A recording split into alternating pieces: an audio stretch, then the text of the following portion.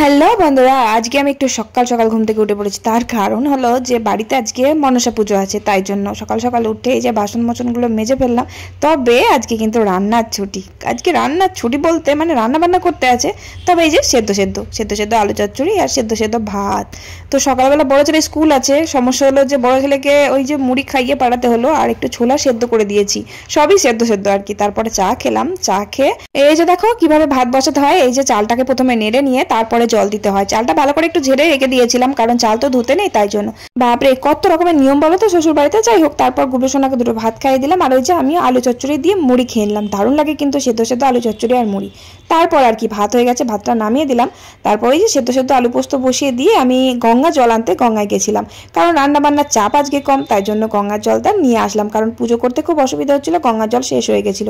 তারপরে বাড়ি এসে পোস্তটা নামিয়ে কড়াইটা মেজে চান করে খেতে বসলাম। ভালো লাগে, লাইক করো, টাটা।